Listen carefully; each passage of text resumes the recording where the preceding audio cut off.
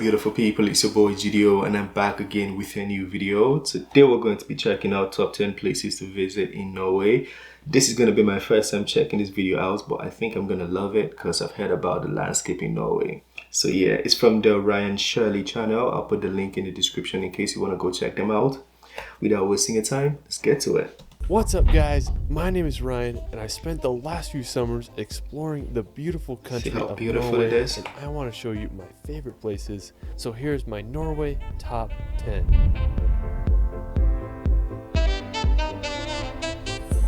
Norway has to be one of my all-time favorite countries. A movie. From the jaw-dropping fjords of western Norway to the sea mountains of Lysibotin, Norway offers some of the world's most unique and diverse landscapes.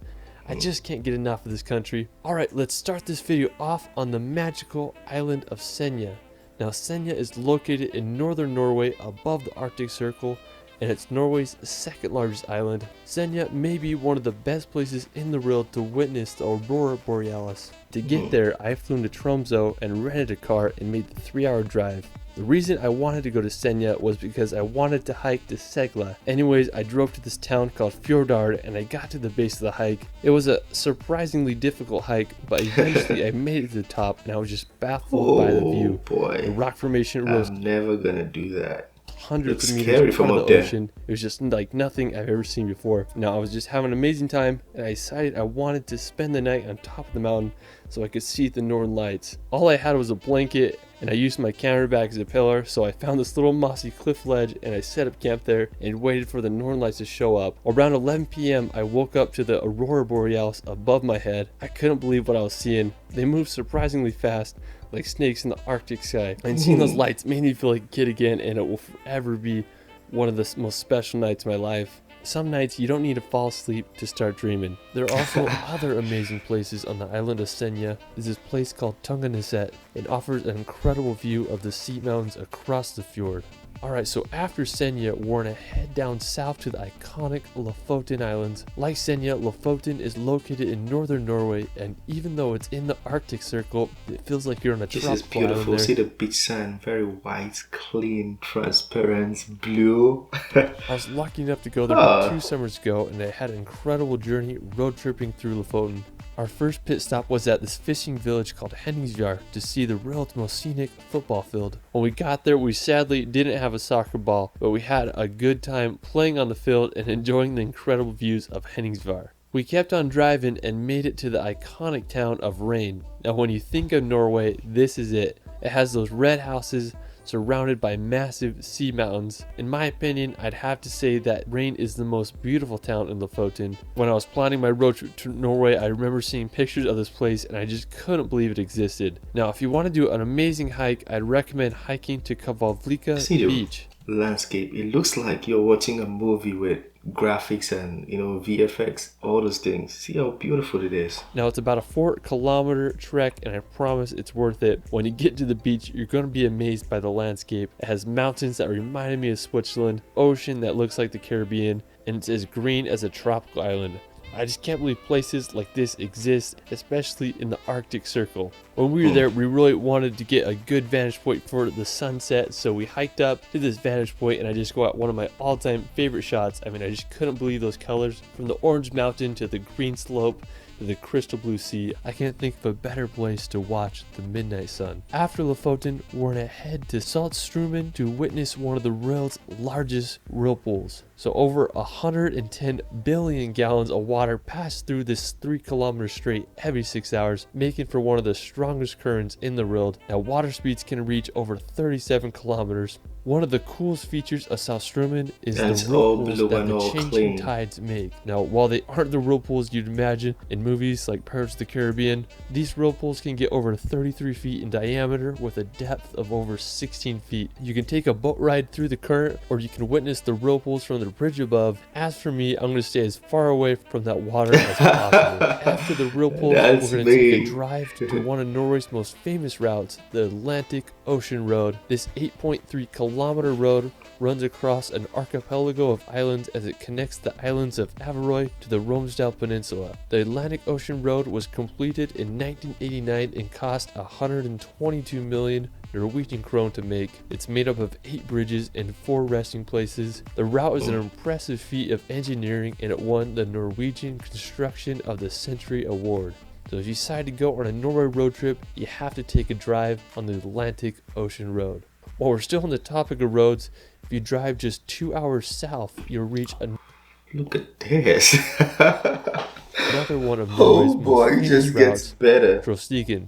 Now Trolltonga, or the Troll's Path, is a serpentine road that It looks a little bit makes scary over though. 11 hairpin turns as it descends on a 10% decline to the valley below. Trolltonga has 2 powerful waterfalls that pass through the road. The Stigfossen waterfall has a total height of 240 meters. I mean, that's just freaking huge. Another really cool place in the area is Trolltonga, or the Troll's Wall. It's Europe's tallest vertical overhanging rock face at about 3,600 feet high. I mean, it's just unbelievable. Alright, after Trolltonga, you can make the 2-hour drive south to visit the Goringer Fjord. Now, Goringer Fjord is one of Norway's most popular destinations. The fjord is over 260 meters deep and is surrounded by massive mountains that are over 1,600 meters high. There are many viewpoints to get the best perspective of the fjord. One of the most spectacular features of Goringer Fjord is the Seven Sisters waterfall. The waterfall consists of 7 separate streams that descend 410 meters to the water below. The best way to see the fjord is by boat. You can take a cruise ship or a 1-hour ferry of Goringer to Helisilt for about $35. This is by far the best way to witness the waterfalls and majesty of the fjord. There's a lot to do here. Look at all of this. It's getting even better. Seeing this world, travel, man. Like, travel. You have to travel. It's a must. In fact, it should be compulsory for everybody to travel.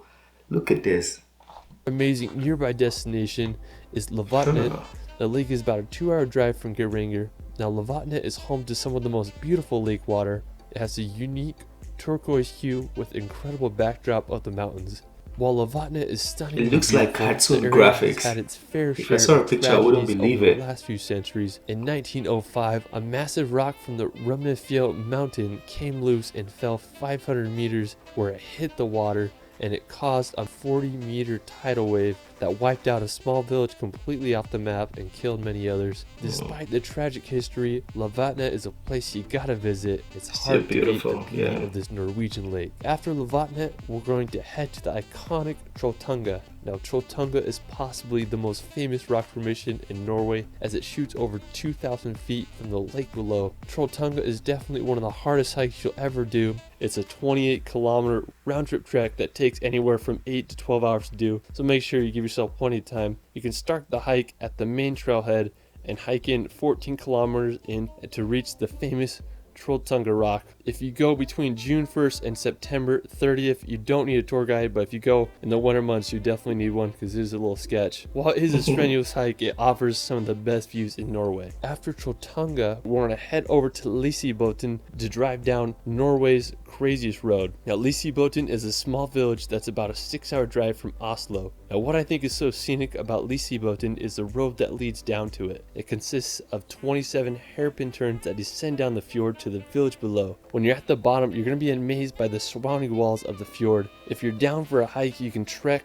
12 kilometers to Gjerhabotin, which is famous for its rock wedge between the cliff walls. Looks a little sketch to me, but hey, I'd send it. After Lysibotin, nah, I wouldn't do that one. we're going to head over to the nearby So Pulpit scary Rock. for me. Located in the same fjord as Lysibotin, Pulpit Rock is a famous flat-top cliff with a straight drop of over 600 meters. To get there, you can park in the base camp and make the 6-kilometer hike. The rock can be super packed, so if you want to avoid the crowds, you can wake up super early and get to Pulpit Rock before everybody else. I just can't think of a better place to watch the sunrise. I just can't believe how big the cliff walls are. I mean, it just goes straight down to the fjord below. I mean, Hope people don't fall though. Unique place. Alright, to finish this video, I'm afraid of heights, so I don't play that. Circle to one of the world's northernmost inhabited areas, Svalbard.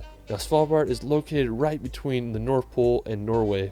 The capital of Svalbard is this town called Longyearbyen, which has a Colorful population of a houses. whopping 2,000 people. What's cool about Svalbard is that it's a visa-free zone, so basically anyone can move and work there. The archipelago is also home to the Svalbard Global Visa-free Seed zone? Vault, where thousands of the world's seeds are kept in case of a global catastrophe. The biggest danger on Svalbard is the Arctic cold and polar bears. In some places, you're required to bring a gun to protect yourselves against them. One of the most interesting places on Svalbard Required is to the bring a Russian gun. settlement of Barnsburg. Barnsburg started as a Dutch mining town in the 1920s, but was sold to the Soviet Union in 1932. Now the settlement has a population of over 400 people, mainly from Russia and Ukraine. I hear it reminds people of North Korea because it's just such a strange and unique place. Well, that is it for my Norway top 10. There's so many places I wish I could have included in this video, so I'll have to make a part 2. Norway is such a stunning country, and I hope you That's all not can all. He visit has and to make a witness part its 2. beauty. Where's your favorite place in Norway? Let me know in the comments below. If you guys want some free stock footage, LUTs, and travel guides, check out my website in the description below. You can find me on TikTok and Instagram at shirley.films. Alright, it's Ryan, and we'll see you later in the next video. This guy, man, I feel like I should be doing what he's doing right now. He has more. Bavaria, Scandinavia. Wow. Norway, there's something about that country, because Norway is not a country that is in your face. You don't hear a lot of news about Norway. They just like to be by themselves, you know, chilled until you go look for them before you find Norway. That's because it's really beautiful. They have a lot to offer, so they don't want disruption. I had a good time, man. Yeah, I should definitely visit Norway. Yeah, my plans are to go to Russia first, and then Norway, Mexico. Those are the places I'm really planning on visiting like this year. I had a good time. Let me know what you think of it. If you want us to bring more videos like this to the channel, feel free to send me the links. Let me know what other videos you want to see. This is the end of this video. Don't forget to smash the like button and subscribe if you're new to the channel. I'll see you on the next one. Have a wonderful day. Peace.